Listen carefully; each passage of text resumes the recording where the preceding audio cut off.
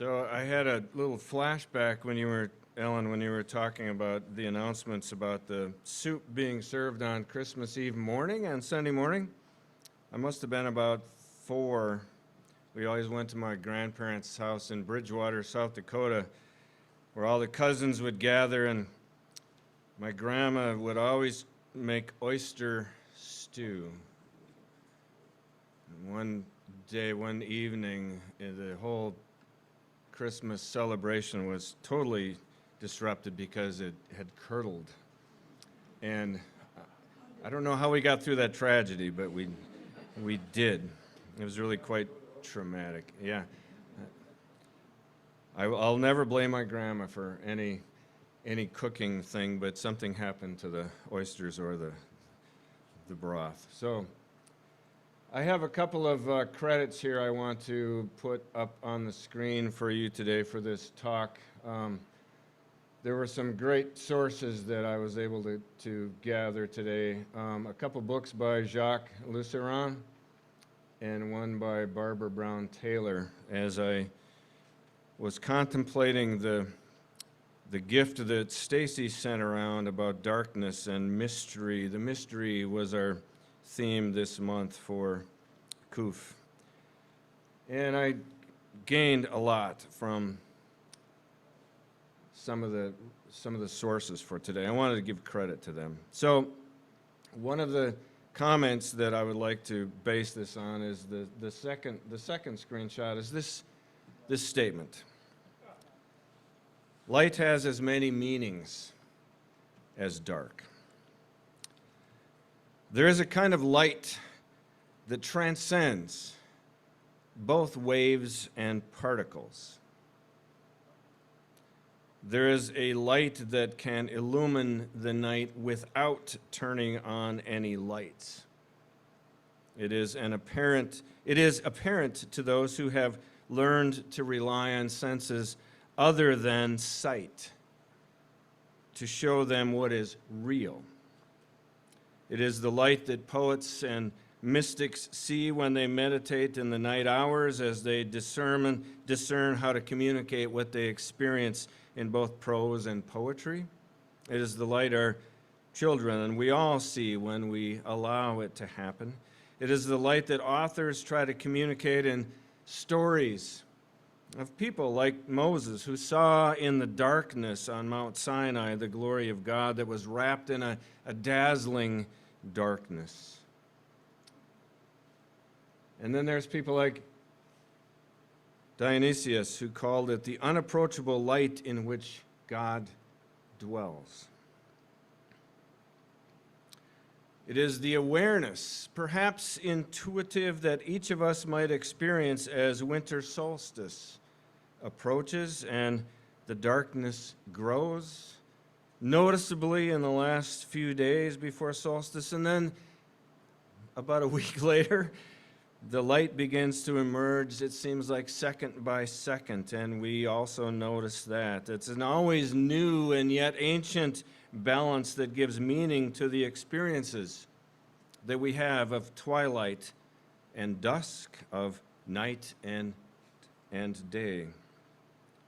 Darkness and light can reveal understandings and can be experienced in ways that are different from that which we are accustomed in sunrise and daylight and sunset and nighttime.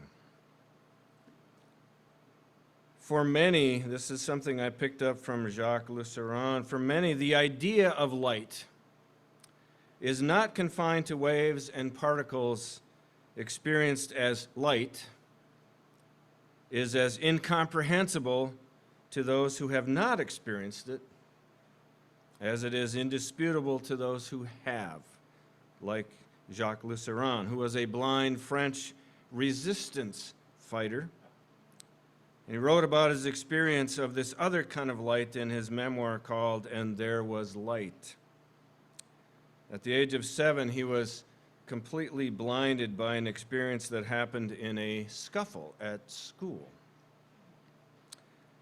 His doctors suggested sending him to a residential school for the blind, but his parents refused, wanting their son to stay in the local public schools where he could learn to function in the seeing world.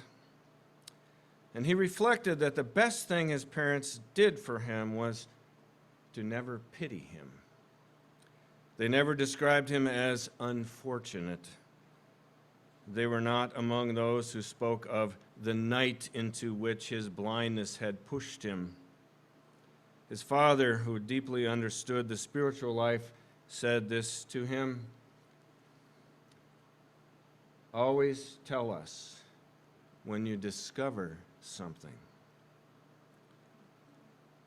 What a wonderful thing to say to a child. To grow up with that idea that there are discoveries to be made.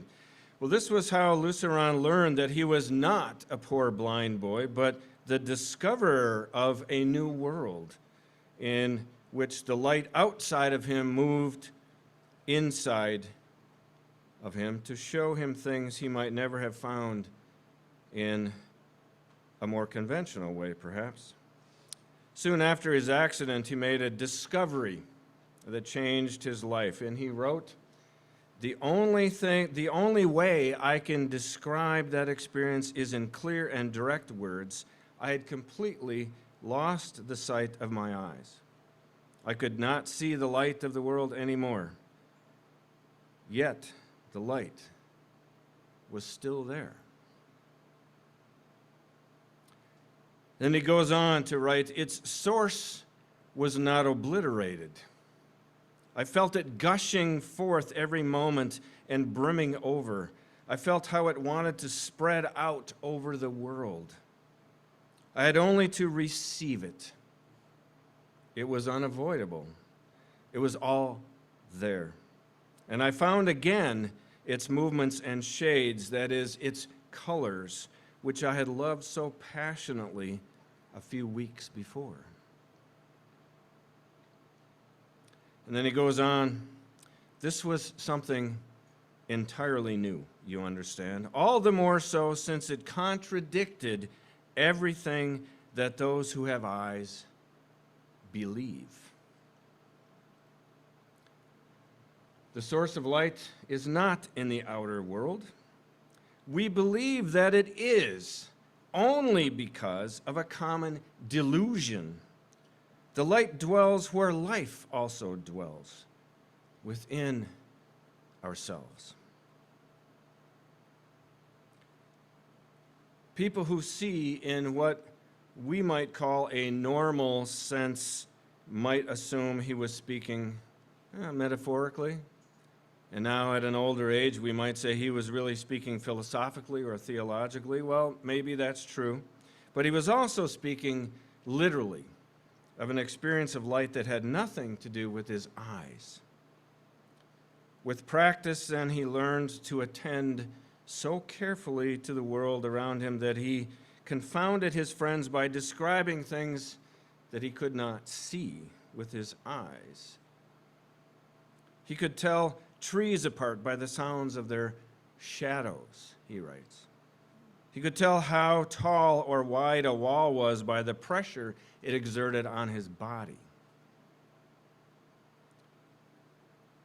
Most of you probably by now know of one of the most exciting discoveries in the world of forestry of late, that is what we can be described as the unseen life of the world of trees. Writers are now describing the incredible unseen network of trees, how they communicate, how they protect and shelter each other, how they are related to each other locally and in a larger way to a mother tree that is perhaps close to them and then larger across the world. And Luceron wrote of one aspect of that unseen network, and I quote, the oak and the poplar, the nut tree have their own specific levels of sound.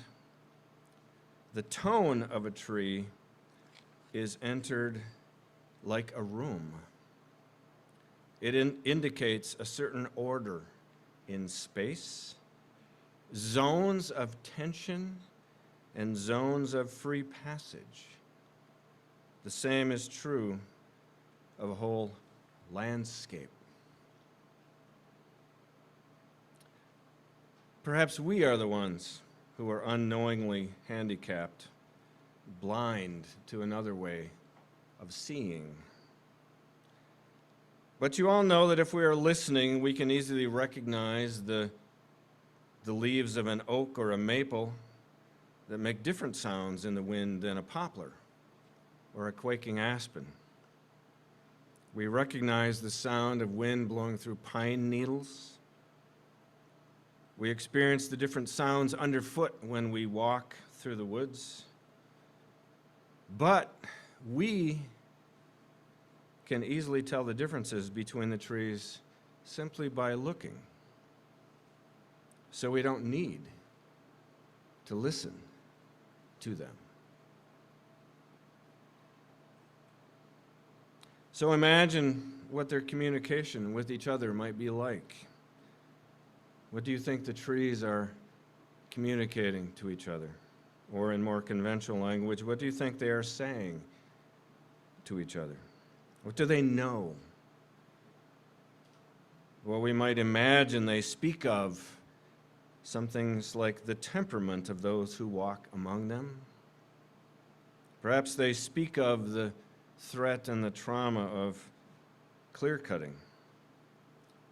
Perhaps they speak of seasonal changes, of the differences between heat and cold, especially intense heat and intense cold. Perhaps they communicate with each other what happens with acid rain, or fire, or pine beetles, or ash borers. They speak of all things that give them life, and they speak of all things that threaten life. And as I thought about those words, I kind of had another flashback. I guess my mind does that a lot. I think of the words that humans put to a conversation between Bambi and her mother. As the crows are talking in the background, Bambi's mother says, "Come on out, Bambi. It's safe now. We don't have to hide any longer." "What happened, Mother? Why did we all run?" And do you remember the line? "Man was in the forest." "Mother, look, what's all that white stuff?" "It's snow," Mother says. "Snow?" "Yes, winter has come." Luceron wrote, "The problem with seeing the regular way is that sight naturally prefers outer appearances. It attends to the surface of things, which makes it an essentially superficial sense."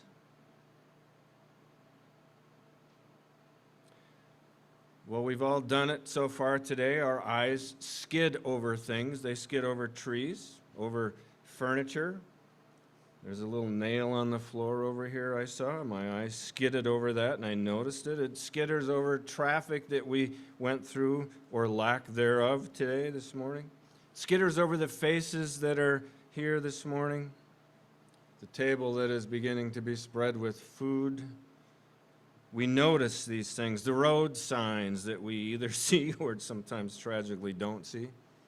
We notice light or darkness. But as we do those things, we mistake sight, what we see, with perception. Our eyesight orients us in space with limited dimensions and capabilities. The eyesight that we are accustomed to does not necessarily open our minds to the deeper awareness and understanding that is also present among us. We are actually attentive to a very small part of what a deeper awareness can become. And every major spiritual tradition has something significant to say about the importance of paying attention. Look at the birds of the air. Consider the lilies of the field, Jesus says. Consider the lilies of the field. If we do not take time to pay attention to the details of that which fills our lives, we will never know what our spiritual eyes might see. Luceron wrote, "Since becoming blind, I have paid more attention to 1,000 things." One of his greatest discoveries was how the light he saw changed with his inner condition. Think about that. The light that he saw changed with his inner condition. When he was sad or afraid, the light decreased at once. Sometimes it went out altogether, leaving him deeply and truly blind. When he was joyful and attentive, it returned as strong as ever. He learned very quickly that the best way to see the inner light and remain in its presence was to love. That's a whole other track that one could easily go down. Part of his story is this. In January of 1944, the Nazis captured Luceron and shipped him to Buchenwald along with 2,000 of his country folk. And there he learned how hate worked against him, not only darkening his world, but making it smaller as well. When he let himself become consumed with anger, he started running into things, slamming into walls, and tripping over furniture. When he called himself back to attention, the space both inside and outside of him opened up so that he found his way and moved with ease again. The most valuable thing he learned, perhaps discovered, back to what his father encouraged him to do, the most valuable thing he discovered was that no one could turn out the light inside him without his consent. Even when he lost track of it for a while, he knew where he could find it again. He writes, "If we could learn to be attentive every moment of our lives, we could discover the world anew. We would discover that the world is completely different from what we had believed it to be. Because blindness taught him that, he listened with disbelief then as the most earnest people that he knew spoke about this terrible night into which his blindness had pushed him." This one really kind of blew me away. One of his discoveries in my mind is that the seeing do not believe in the blind. And he concluded this, which may help explain why there are so many stories in the Bible about blind people begging to be healed. That is because whoever wrote those stories could see.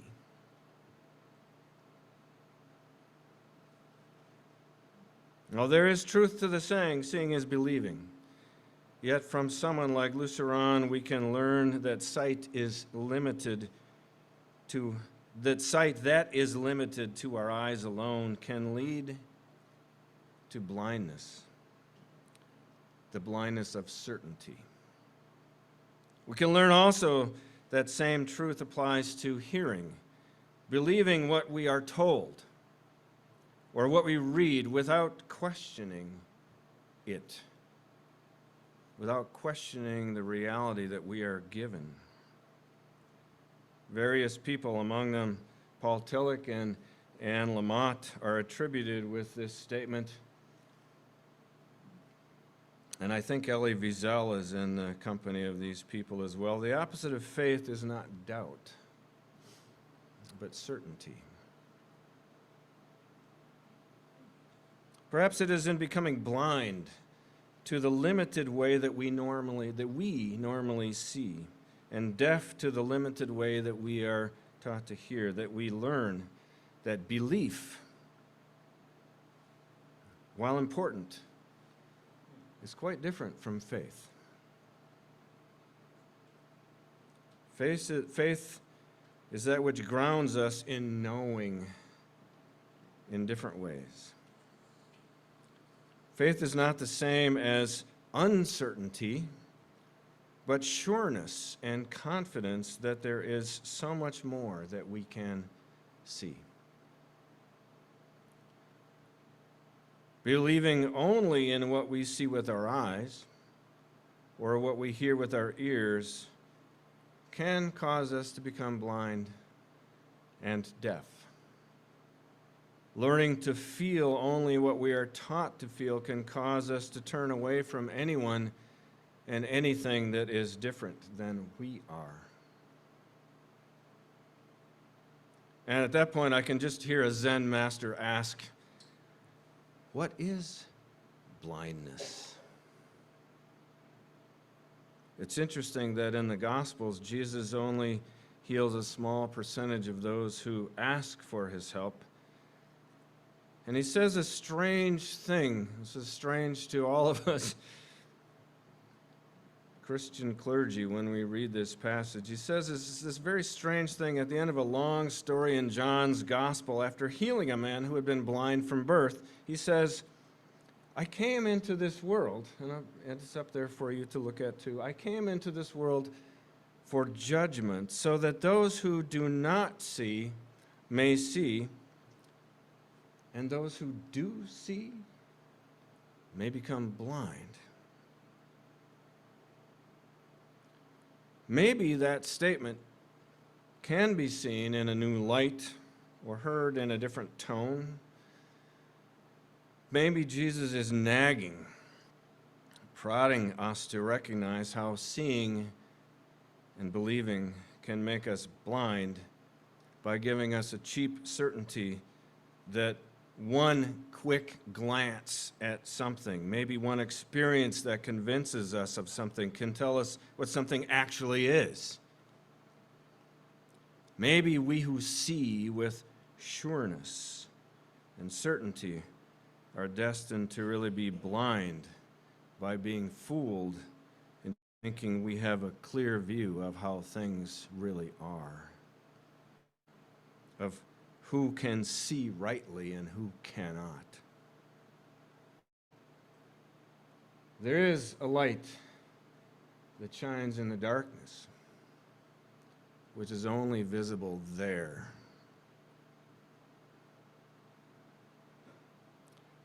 As we approach winter solstice, when things are happening out there, some of which are visible to the naked eye and some are not, especially the effect that what's happening out there has on us. Things as they happen out there are also happening in here, some of which we are aware of and some we are not. Solstice can be understood scientifically. I almost flunked that class in college. Physics, it's called. But what does it mean through different eyes that it seems to take 3 days for significant things to happen in certain well-known stories, many of them biblical stories? Jonah is 3 days in the belly of a whale, presumably in the dark, literally and metaphorically. Jesus is 3 days in a tomb. Paul is blind in Damascus for 3 days. This, to me, is a significant discovery that needs to be communicated out there.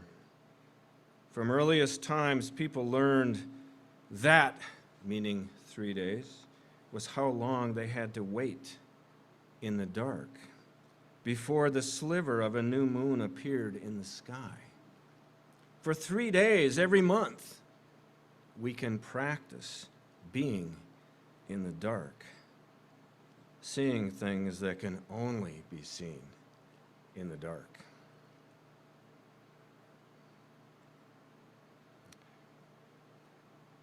And then Barbara Brown Taylor goes here. She quotes the song Amazing Grace, how sweet the sound that saved a wretch like me. I once was lost, but now I'm found, was blind, but now I see.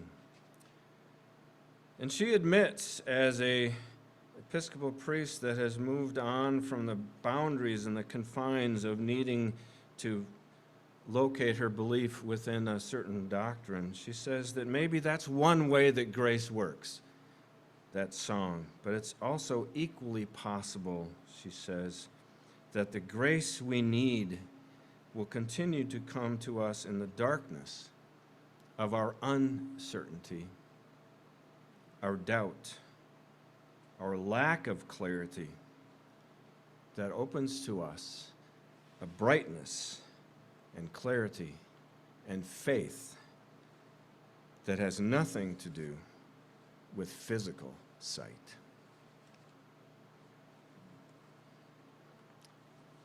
Thank you.